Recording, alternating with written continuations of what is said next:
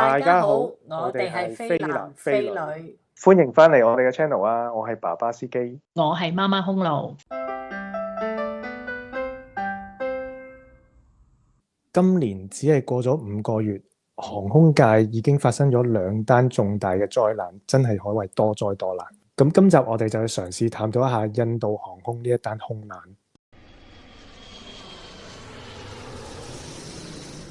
爸爸司機啊，最近咧喺印度咧發生咗一嘅空難啦。咁我哋好多朋友仔啦都有 DM 我哋，就係問可唔可以即係講下呢一個事故。咁不如我哋今集就講下呢個印度航空嘅事故啊，好唔好啊？好啦，咁我哋就今集講下啦，因為其實每次發生呢一啲空難時候咧，好多朋友都會即刻問我哋啊，究竟你覺得係咩原因啊？發生咗咩事啊？首先戴定頭盔先，就係我哋所有嘅揣測，由我哋睇片啦，喺網上面搜集到啲資料啦，或同其他同行去傾偈分析嘅時候所得出嚟啲結論嚟嘅啫，就唔代表係事實嘅全部啊吓。咁所有嘢都係揣測，咁大家聽下就算啦。我哋最尾都係等真正報告出嚟先至再下定論。上大家我相信都睇咗好多嗰條片啦，咁就係佢喺印度嘅機場起飛咗大概1分鐘都冇啦。其實佢嗰個畫面咧就係向上升空咁樣啦，跟住升升下突然間就慢慢落翻嚟，然後就見到一大個火球。咁其實起飛嘅時候發生咗咩事咧？以你個人睇到覺得？咁其實我哋咧睇片睇到咧，佢基本上用盡晒條跑道嚟起飛。咁而根據當日嘅氣溫嚟睇咧，個氣溫好高啦，架飛機用盡個跑道去起飛，基本上係猜測重量好重啦，佢架飛機。咁所以我哋嗰日猜測佢咧，基本上佢個引擎咧已經係用盡晒佢嘅推力嚟去俾佢今次嘅起飛去用啦。即係首先第一樣，你哋嘅睇法就係佢用盡晒成條跑道嘅長度啦，就去起飛。其實佢已經係將個引擎嘅力量係推到最大噶啦。早知佢喺條跑道尾起到飛，架飛機向上爬咧，其實已經係叫做一個成功嘅 take off 嚟噶啦。當然啦，成功嘅 take off 喺呢個法例上面有好多根據，又話咩去到跑道尾，然之後你要個高度過到幾多高，譬如一條乾嘅跑道要起碼35尺以上咁先至為之一個成功嘅起飛。呢樣嘢到呢一刻我哋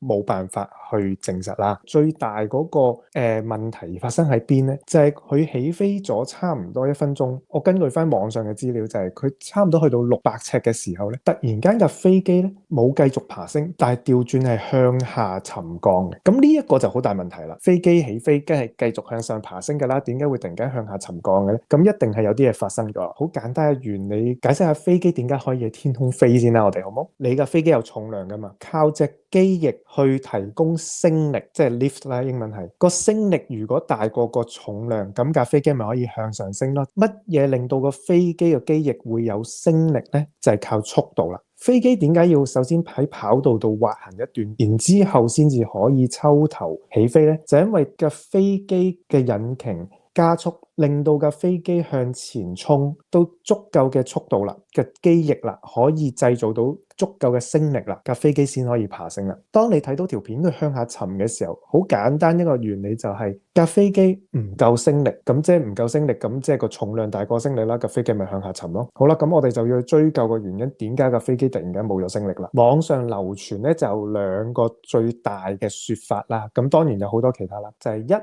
架飛機嗰2個引擎突然間失咗動力，咁即係冇繼續向前推嘅力量啦，冇繼續向前推嘅力量就冇咗咩啊？冇咗速度咯。咁我頭先就講啦，架飛機個機翼冇咗速度，仲有冇升力啊？冇咯，冇咗速度，冇咗升力，咁架飛機咪向下沉咯。咁第2個網上嘅流傳嘅說法係咩呢？當架飛機起飛剛剛開始爬升嘅時候呢，咁機師見到架飛機向上爬升啦，有上升率啦，我哋叫 positive rate。咁嘅時候呢，我哋就要主動去收起個肚腩下邊嗰幾個機嗰個轆嘅。咁點解要收轆呢？就係因為啲轆其實吊喺度，咁架飛機會向前飛噶嘛，咁係咪調翻轉，好似有啲風吹落個轆度頂住架飛機咁啊？個轆係咪頂住咗飛機唔俾佢向前啊？咁我哋叫呢啲叫阻力啦。咁所以呢，我哋就會收起個轆，減低個阻力。通常每一次嘅起飛呢，嗰個轆係會喺大約乜嘢時候收翻埋嘅呢？嗱，咁我由頭講一次起飛個程序啦，大約。咁首先就係起飛嘅時候，譬如今日係機長負責操控嘅飛機嘅，個副駕駛係負責監控嘅飛機同埋無線電通訊嘅。飛機起飛嘅時候咧，俾油啦，就要加速啦。咁加速到一個速度嘅時候咧，我哋咧就會抽頭起飛啦。咁當抽頭起飛嘅時候咧，大約可能離地20零30尺，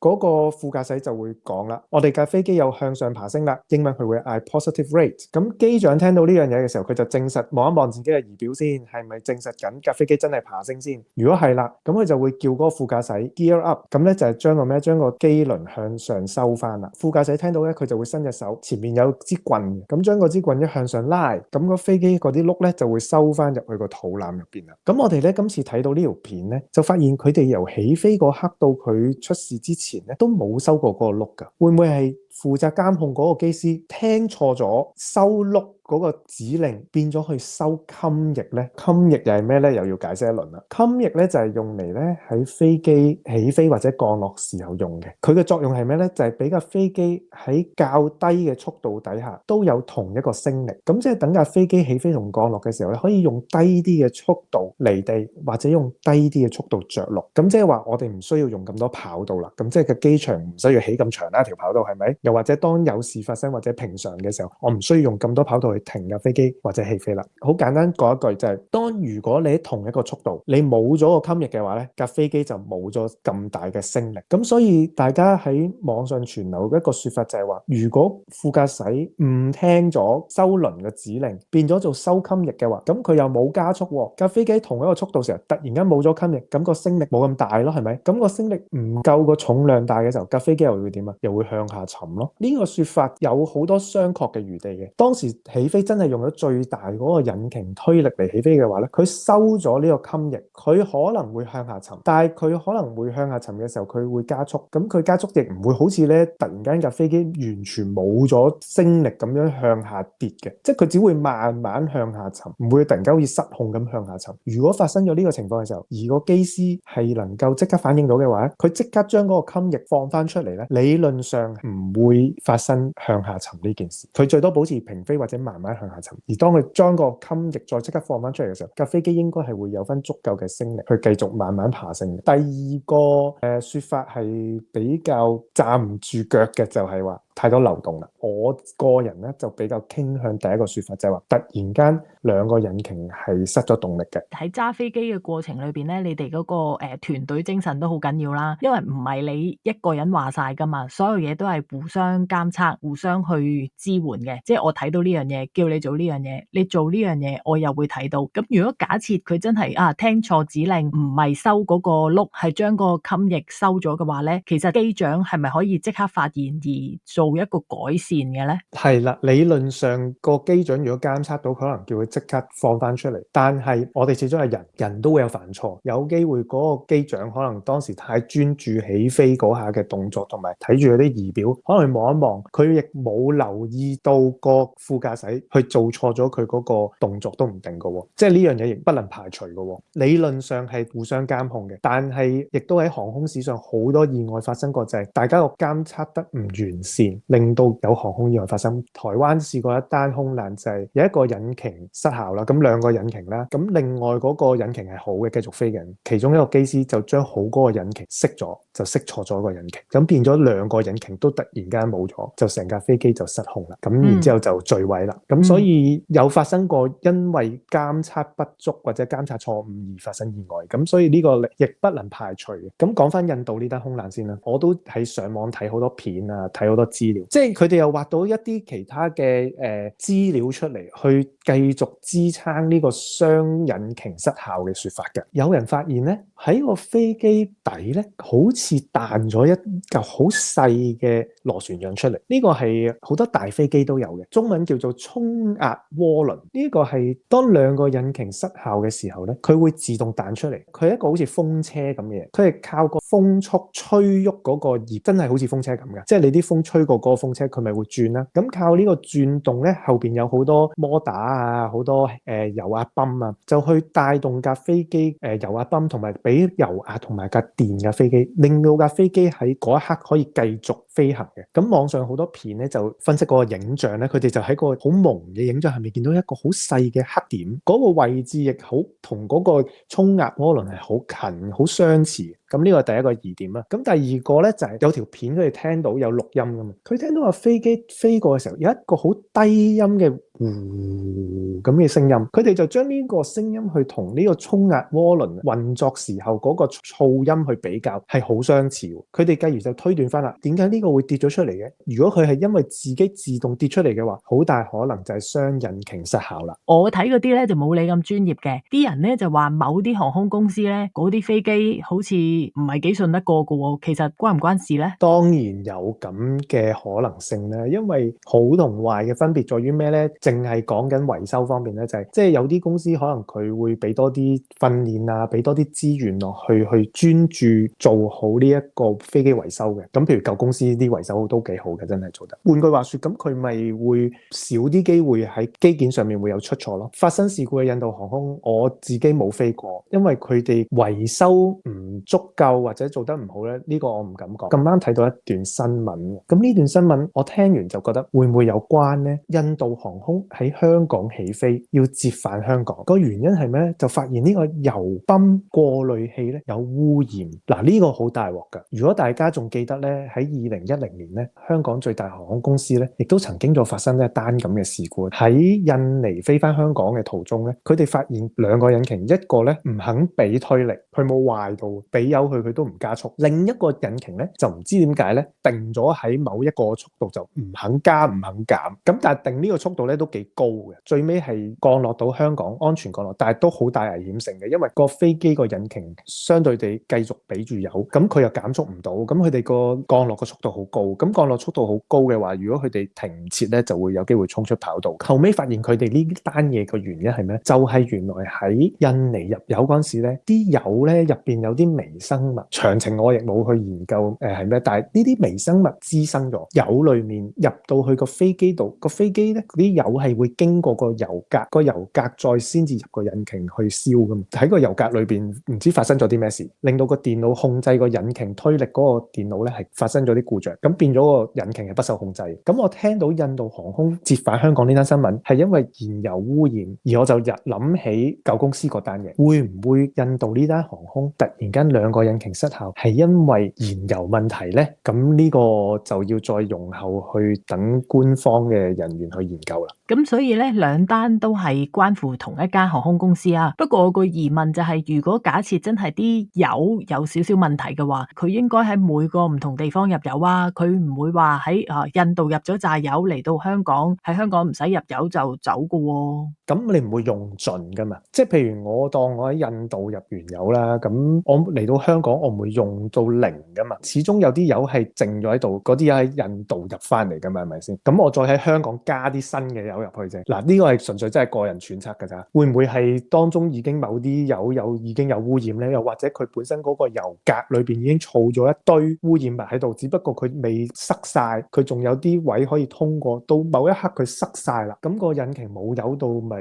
冇動力咯，咪會收檔咯。你講呢一個部分啦，咁係咪會有得定期檢查定係點㗎？維修部係會有佢哋自己嘅定期檢查去 check 下每架飛機嘅每個零件。有冇損耗啊或者點，咁油格呢啲我諗佢都應該檢查得幾密嘅。不過好多時就係嗰句啦，咁啱得咁巧係你就係你㗎，命中注定你要中招瀨嘢嗰日你就要中招瀨嘢。所以就算可能佢啱啱上班機檢查完，今班機可能如果係真係因為啲燃油污染啊，今班機入咗啲有污染嘅燃油，佢要塞嘅話，咁都冇計嘅，係咪先？咁網上亦都有另外一啲人嘅流傳啦，就係話呢個波音787呢一種飛機咧，都係好似有啲問題喎。佢呢10年嚟咧都曾經發生過啲比較嚴重嘅事故。嗱，我哋先講過有機會係啲油啦，亦都有機會人為啦，亦都會唔會有機會係關乎飛機生產事咧？呢個我個人覺得個機會比較少。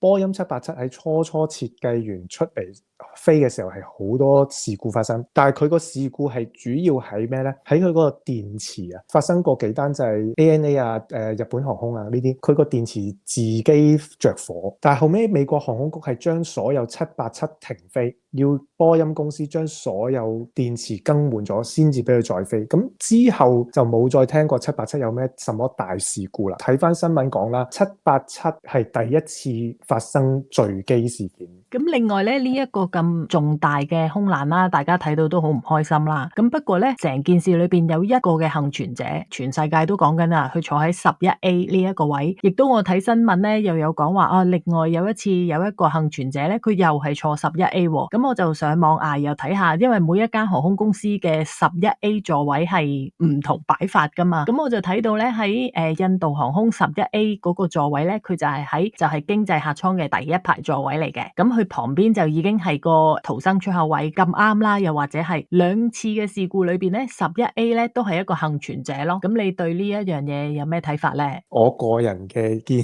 解就係，我成日都講住，其實機尾係安全過機頭同機中間。咁但係你見好多意外發生，最尾幸存者都係機尾，例如上次濟州航空嗰單嘢，都係最尾嗰兩個空中服務員係生還，其他前面都冇晒。機頭就通常最危險，因為機頭係好多時就係撞嘢嘛，咁撞嘢就通常就凹到最頭嗰幾行冇晒啦，係咪先？咁通常咧，點解中間有危險咧？因為如果真係萬一墜機，有好多時喺中間斷開。呢啲咁長嘅飛機，好多時一斷咧就係中間斷開，而個機尾部分咧係好多時最尾嗰幾行都仲係完整無缺嘅。我真係好粗略嘅估計啊，嗱，真係冇官方數字，冇正式統計，係我個人認為機尾係安全少少。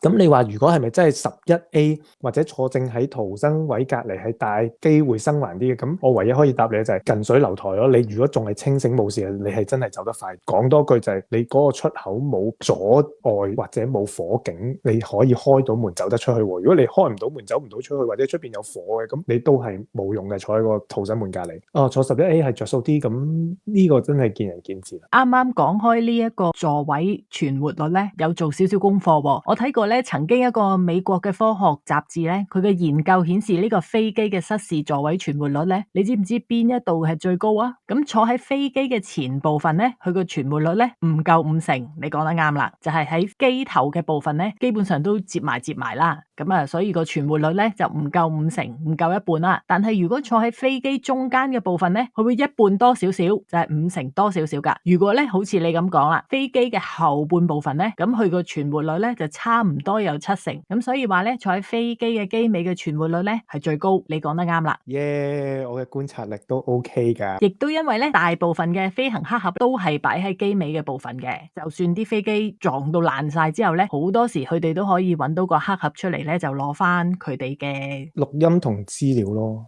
所以今次咧嗰個我睇啲新聞啦，就係佢嗰個機尾咧就食咗喺棟樓嗰度啊嘛。希望佢哋嗰個機尾嗰個黑盒係可以保持得完整，咁應該就可以好快還原翻啲資料咧，咁個真相就會大白啦。好啦，今日講住咁多先啦。如果你哋中意我哋嘅 channel 咧，就記得訂閱、留言、讚好同埋分享俾你哋嘅朋友啦。多謝晒，拜拜。拜拜。